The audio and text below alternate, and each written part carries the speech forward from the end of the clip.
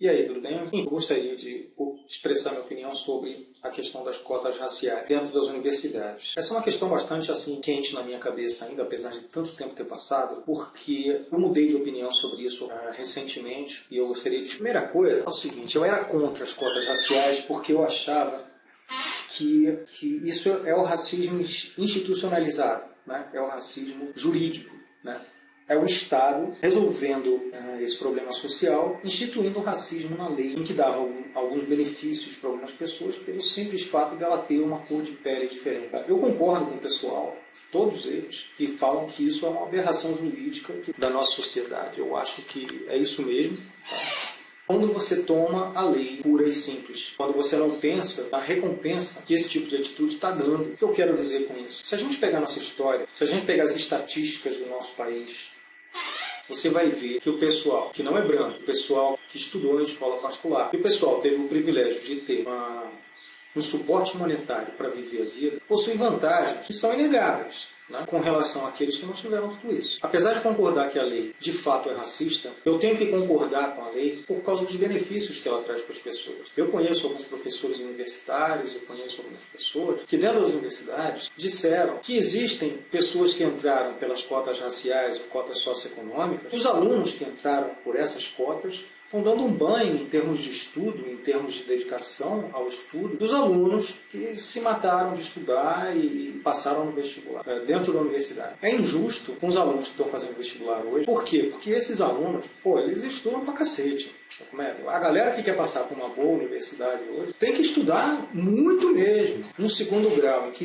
exigiu dele toda uma preparação durante alguns anos, durante 3 anos, para ele conseguir entrar na universidade, que era esse o objetivo dele, e ter feito um cursinho depois, pago um cursinho depois, e estudado pra cacete durante 8 horas por dia, vai concorrer com uma pessoa só porque ela é pobre, só porque ela é injusto com essa pessoa, né? com esse candidato. Acontece que eu acho que essa lei produziu a aberração jurídica, sim, mas essa lei, por outro lado, está produzindo uma igualdade, porque são todos iguais na hora que entra na universidade. Esse é o primeiro benefício que você está dando. E se você dissesse, os alunos não conseguem passar nos cursos, os alunos não conseguem acompanhar a qualidade do curso dentro das universidades, porque alguns alunos têm uma capacidade intelectual muito maior, porque isso foi construído ao longo de todos os anos da vida dele. A outra pessoa não tem um embasamento acadêmico melhor, mas não é isso que está acontecendo. A grande realidade é que quando o pessoal passa na universidade, algum desses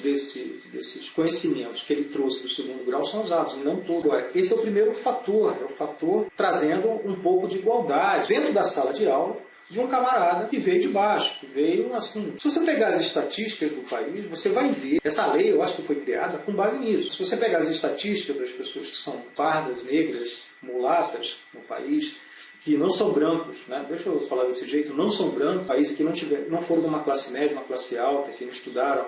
Porque a classe alta nem estuda no Brasil. A classe média que não estudou, o branco no Brasil é minoria, velho, entendeu? Eu sou minoria. O que acontece? Durante muitos anos, o fato de eu ter tido uma instrução melhor, o fato de eu ter tido dinheiro para sustentar a minha educação, de eu não ter que trabalhar ao mesmo tempo de estudar, isso faz uma diferença imensa. O que acontece? Há uma igualdade, há um equilíbrio nisso quando você entra na universidade dentro da sala de aula. Além disso, a faculdade é pública, a faculdade é mantida pelo governo federal. O governo federal mete lá dentro quem ele tiver afim, ponto final. Hoje antigamente o critério para se meter lá dentro da universidade, quem banca esse negócio todo é o governo. Então, quando você elege um camarada e faz isso, você já acabou. É a vontade dele. Quando você fala universidade pública, você ficam reclamando da questão de que alguém perdeu a vaga porque o outro passou porque ele era mais pobre ou de uma cor diferente, estava na cota racial e tudo. Velho, a universidade é pública, a universidade é democrática. E para falar em democracia, a maioria da nossa população não é da sua cor, não é branca. Se nós estamos falando de democracia e representatividade,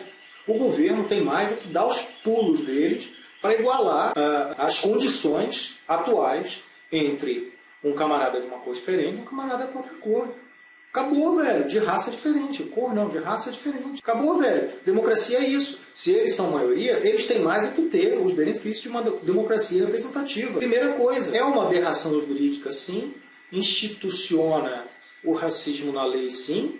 Acontece que isso está resolvendo um problema de desigualdade.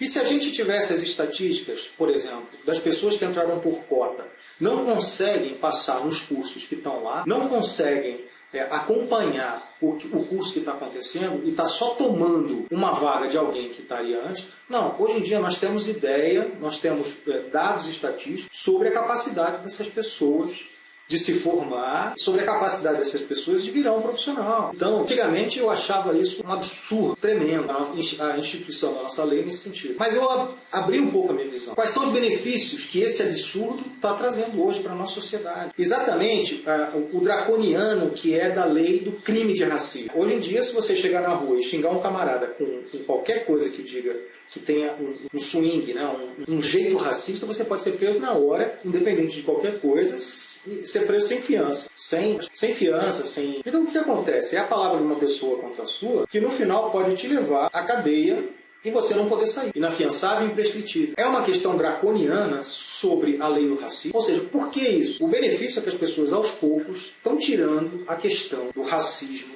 e de culpar o ser humano, e de culpar as pessoas por conta da raça. De culpar e de apontar um dedo e ofender uma pessoa por conta da raça. Ou seja, a lei sobre o crime de racismo é draconiana, mas ela precisa ser. Ela tem que ser assim. Além disso, a outra opção que foi dada para a gente sobre a questão de tirar da mentalidade das pessoas que são minoria nesse país sobre o racismo é a questão, por exemplo, do Supremo. O Barbosa no Supremo. Ele é o líder negro e mais poderoso dentro do judiciário do nosso país. E tem feito um trabalho fenomenal. Tem feito um trabalho absolutamente impecável. Apesar da personalidade dele, que eu acho que, sei lá, de vez em quando isso transparece um pouco, eu acho o trabalho dele excepcional. E eu acho um erro botar ele para presidente da República. Porque quando se tira do judiciário, que é uma área que não há democracia, que é uma área em que ou se respeita a lei ou se paga as penalidades, do juiz falar. Quando você tira desse sistema e coloca esse camarada num sistema onde ele precise negociar com oposição, negociar com várias outras pessoas que não têm a capacidade honesta ou a capacidade de valores que ele tem, que ele trouxe consigo, coisa talvez possa ficar um pouco difícil, ingovernável, não sei. Como ela deve ser mudada por conta dessas leis que são um pouco draconianas e um pouco aberrações dentro da nossa sociedade. Mas, de qualquer jeito, a minha opinião mudou sobre as cotas raciais. Eu acho justo, eu ainda acho que é uma aberração jurídica, mas eu acho justo. Eu acho que a penalidade sobre esse problema da lei é quem fez a lei, é a qualidade da nossa lei. O legislativo e o executivo que fizeram a lei. A qualidade da lei é muito ruim. Entretanto, eu consigo entender os benefícios que elas trazem hoje e com base no que eles fizeram essa lei. Se você pegar a nossa história, não existe 3x2. Eram negros que eram os escravos no Brasil. Você não via escravo branco, a não ser os albinos que vieram de lá. Você não via pessoas. E as estatísticas mostram hoje quais são as raças. São as estatísticas que mostram padrões sociais por questão de raça. E nós vemos isso. Isso é fato, isso acontece. Como é que a gente muda isso? Então eu concordo. Eu concordo que existam cotas raciais, concordo que existam cotas socioeconômicas.